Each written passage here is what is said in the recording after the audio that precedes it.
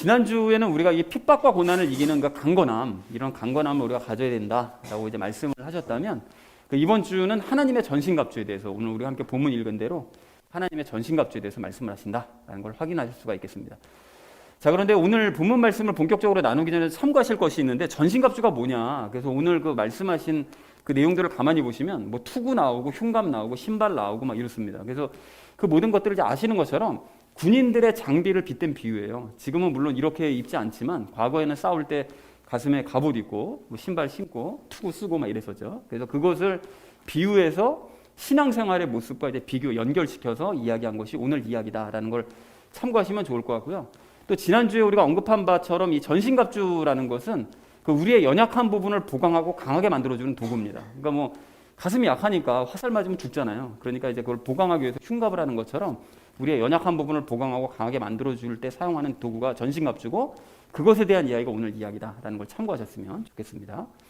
그리고 두 번째 참고사항이 있는데, 하나님의 전신갑주는 그 영적인 존재와의 싸움에 필요한 것들이 아닙니다. 다시 한번 강조하지만 이 사람과의 싸움에서 필요한 것들이에요. 그래서 가령 예를 들자면 그 화평의 복음, 오늘 15절에서 얘기하시는 그 화평의 복음은 그 복음을 전하라는 얘기거든요.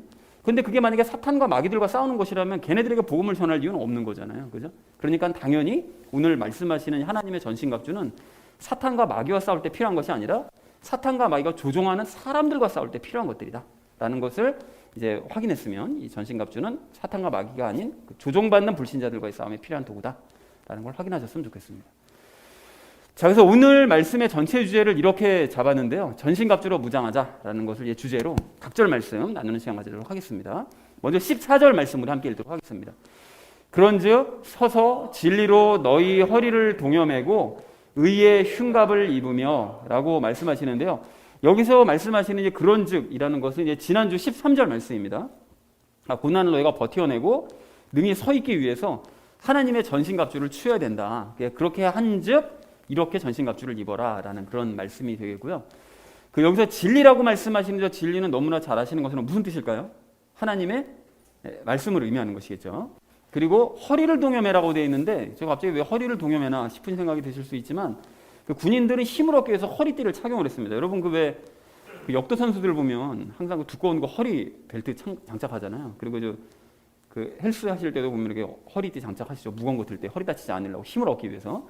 마찬가지로 이제 군사들도 허리를 이제 동여맸는데, 특별히 또 이제 당시에는 그 긴 원피스와 같은 모양의 옷들을 다 남자건 여자건 다 입었었기 때문에 이게 치렁치렁한 상태로는 싸움을 할 수가 없었습니다. 그래서 올린 상태로 허리띠를 동여매서 싸울 준비를 했던 것이었죠. 이제 그렇기 때문에 허리를 동여매라고 얘기를 했던 것이었습니다. 자, 그래서 허리띠를 착용함으로써 싸울 준비를 갖춘 거죠. 자, 그래서 이제 위의 내용들을 그 두 개를 종합해서 살펴보자면 결국 이런 얘기가 됩니다. 고난과 핍박과 너희가 싸워야 되는 그런 순간이 되면 너희가 진리로, 말씀으로 허리를 동여매고 힘을 얻고 그 말씀으로 너희가 싸울 준비를 해야 된다라는 그런 의미가, 진리로 허리를 동여매라는 그런 의미를 풀어서 얘기한 내용이 되겠습니다. 자, 그리고 의라고 말씀을 하시는데요. 의는 너무나 잘 아시는 것처럼 오를 의자죠. 그래서 오를 의는 이게 공교롭게도 위에 양양자에다가 나아자 합쳐가지고 양과 내가 하나 된 상태. 그러니까 결국 예수님과 연합을 뜻한다고 말씀을 드렸었는데요. 그 흉갑이라는 것은 가슴을 보호하는 갑옷입니다. 그러니까 이 두 가지를 연합해서 생각해 보면 예수님과의 연합, 그 의를 너희가 가슴에 새김으로써 그 어려움을 너희가 대비해야 된다라는 그런 의미라는 것이 의의 흉갑을 입으라는 얘기다라는 의미라는 것을 확인하시면 좋을 것 같습니다. 자, 그래서 14절 전체 의미를 이렇게 정리할 수 있겠는데요. 말씀으로 너희가 힘을 얻고 예수님과의 연합을 가슴에 새김으로써 핍박과 고난에 대비해라 라는 것이 14절의 의미가 되겠습니다. 자, 그래서 하나님의 전신갑주가 이제 무슨 뜻인지 이런 식으로 하나씩 그 속뜻을 우리가 오늘 확인하는 시간 갖도록 하겠습니다. 자, 이어진 15절 말씀 우리 함께 읽도록 하겠습니다. 화평의 복음을 예비한 것으로 너희 발에 신을 신고 라고 말씀하십니다.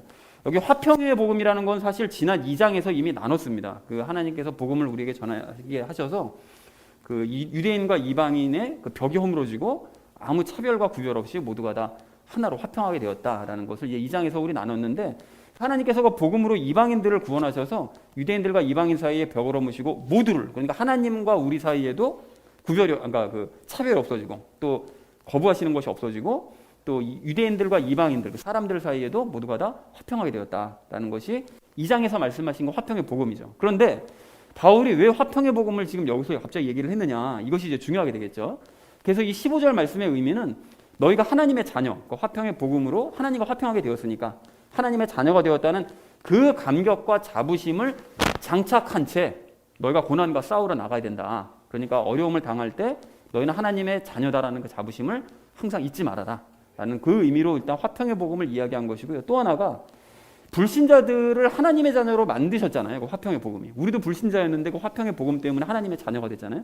근데 지금 반대로 나를 핍박하는 저 사람도 하나님과 지금 화해하지 못한 상태인데 그 사람도 그 복음을 들으면 그런 핍박자들에게도 복음을 전하게 되면 그 사람들도 하나님의 자녀가 될 수 있다는 거예요. 그래서 우리랑 화평해질 수 있다는 것이죠. 그래서 그 사람들에게도 복음을 전할 준비를 해야 된다라는 그 두 가지 의미를 담고 있다는 것입니다. 그래서 실제로 바울이 이렇게 행했었어요. 그래서 이제 잠시 후 적용 시간에 얘기하겠지만 바울이 예루살렘에 가서 막 사람들에게 두들겨 맞을 때도 시간 내서 막 사람들에게 복음을 전하는 기회로 삼잖아요. 그렇게 항상 핍박받을 때 복음을 전할 기회로 삼아라 라는 그런 의미라는 것을 확인하시면 좋을 것 같습니다. 자, 그래서 15절 전체 의미 이렇게 정리할 수 있겠는데요. 하나님과 너희가 화평케 되었음을 기억하면서 싸우고 또 핍박자들에게 그 화평의 복음을 전할 준비를 해라 라는 것이 15절의 의미가 되겠습니다. 자, 이어진 16절 말씀 우리 함께 읽도록 하겠습니다. 모든 것 위에 믿음의 방패를 취하여 그것으로 너희가 능히 그 사악한 자의 모든 불화살을 끄며 라고 말씀하십니다. 여기서 이제 모든 것이라고 말씀하시는데 여기서 얘기하시는 그 모든 것은 앞에서 얘기한 그 모든 것을 얘기합니다. 즉 진리로 허리를 동이고 너희가 의의 흉갑을 입고 화평의 복음으로 신을 신는 것, 이제 그것을 이야기하는데 이제 문제는 이런 핍박과 고난의 상황이 닥치면 그 불신의 마음 때문에 이 위의 것들이 무용지물이 될 수 있다는 거예요. 그러니까 말씀으로 내가 힘을 얻고 싶고 예수님께서 나와 연합하셨다는 사실을 믿고 싶고 또 화평의 복음으로 사람들에게 전달하고 내가 하나님의 자녀라는 걸 믿어야 되는데 이게 고난과 핍박이 계속 닥쳐오면 이게 다 잊어버릴 수 있다는 거죠. 무용지물이 될 수 있다는 거예요. 그래서 필요한 게 바로 믿음입니다. 그래서 믿음의 방패를 취하라고 얘기한 건데 예수님께서 이 모든 것들을 대신해 주실 것을 믿는 그 예수님의 믿음을 가져야 된다는 거예요. 그거를 가질 때 예수님께서 말씀으로 힘을 얻게 하시고, 즉 아까 전에 그 진리로 허리를 동이게 만들어 주시고 또 함께 하심을 기억하게 하시고 의로 흉갑을 입게 만들어 주시고 그리고 핍박 중에도 자부심을 가지면서 복음을 전케 하시는, 그래서 화평의 복음을 신을 신는 그런 일들을 하게 만들어 주실 것을 실제로 이렇게 만들어 주시도록 하신다는 것입니다. 믿음을 가질 때. 그래서 그리하면 핍박과 고난을 능히 견뎌낼 수 있다. 저 사악한 자가 모든 그 불화살을 쏴서 우리를 자꾸 불신하게 만들 때 그럴 때 우리는 예수님의 믿음으로 이 모든 것들을 하나씩 하나씩 이뤄나갈 수 있다라고 말씀하신 것이 16절의 의미가 되겠습니다. 그래서 16절을 전체적으로 정리하자면 이렇게 정리할 수 있는데요. 예수님의 믿음으로 앞에 모든 것들을 너희 행함으로써 그 핍박하는 자들의 모든 공격을 막아내라 라는 것이 16절의 의미가 되겠습니다. 자, 이어진 17절 말씀 우리 함께 읽도록 하겠습니다. 구원의 투구와 성령의 검 곧 하나님의 말씀을 취하라 라고 말씀하시는데요. 여기서 구원의 투구에서 얘기하는 그 구원은 구원에 대한 확신을 의미합니다. 전적인 맥락으로 봤을 때. 그래서 핍박과 고난이 계속되면 화평의 복음을 내가 알고 있어요. 내가 하나님의 자녀가 됐다는 사실을 알고 있는데 그럼에도 불구하고 구원에 대한 확신마저 흔들리는 경우가 있습니다. 우리가 그런 거 종종 경험을 하죠. 내가 구원받은 사람이 맞나? 구원받았는데 내가 왜 이런 어려움과 고통을 겪지? 막 이런 이제 두려움들이 생기고 흔들릴 수가 있는데 그럴 때 다시 한번 구원받았다는 사실을 기억하고 확신 속에 거해야 된다는 그런 뜻입니다. 그래서 투구인 거예요. 구원받은 사실을 기억을 하라는 것이죠. 자, 그리고 성령의 검, 곧 하나님의 말씀을 말씀하시는데 유일한 공격 무기입니다. 그 하나님의 전신갑들 중에 모든 것들은 다 방패인데 막아주는 것들인데 검만이 유일한 공격 무기죠. 그래서 필요할 때는 그 핍박자들의 공격을 계속 막기만 하지 말고 말씀으로 너희가 그들을 물리치고 말씀으로 반박을 해야 된다라는 걸 말씀하고 있죠. 그래서 과거에 말씀드렸던 것처럼 누가복음 21장 15절을 보면 너희의 모든 대적들이 능히 반박하거나 대항하지 못할 입과 지혜를 내가 너희에게 주리라 이렇게 약속을 하고 계세요. 그래서 핍박자들에게 끌려갈 때 이 앞구절에 그렇거든요. 그러니까 너희가 무엇을 말할까 어떻게 대항할까 생각하지 말아라.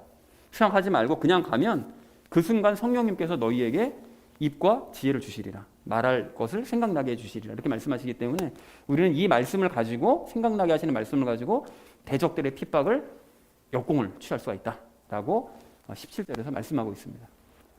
자, 그래서 17절 전체 의미를 이렇게 정리할 수 있겠는데요. 너희는 구원받았음을 기억하고 하나님의 말씀으로 대적들에게 반박을 해라 라고 말씀하셨다는 것이 17절의 내용이 되겠습니다. 자, 이어진 18절 말씀 함께 읽도록 하겠습니다.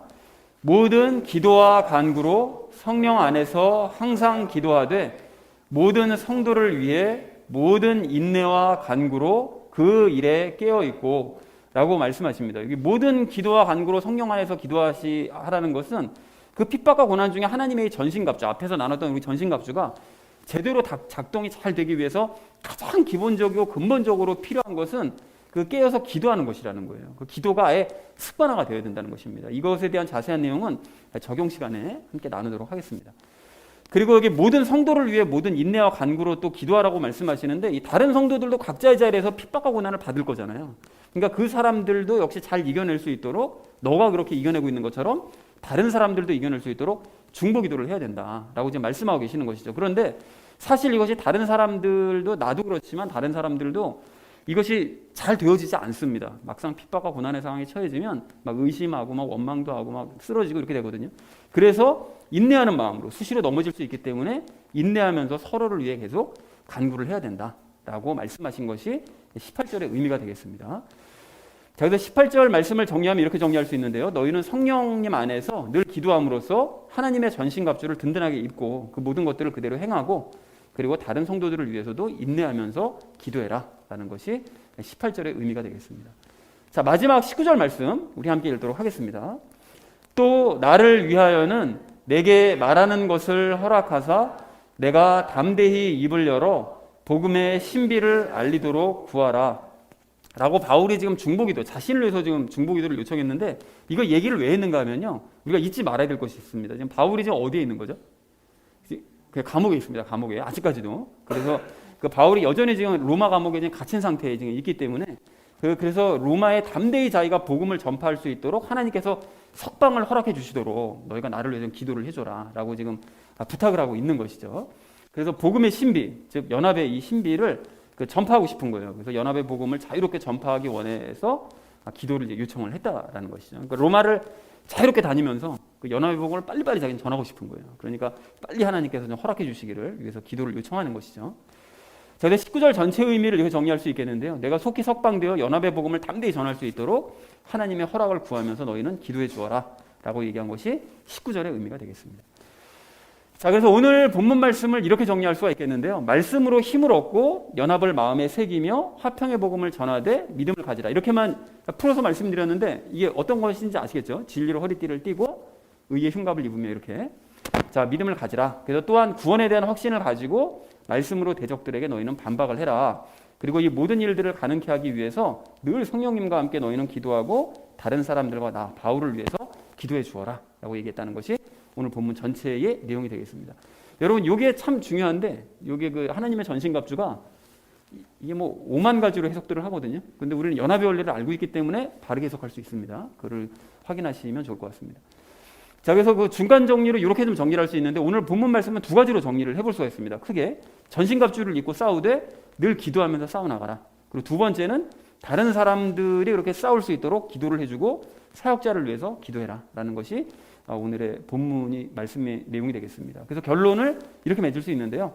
전신갑주로 무장하자라는 것을 이제 결론으로, 이제 주제로 나머지 이야기는 삶에 적용하면서 함께 말씀 나누도록 하겠습니다.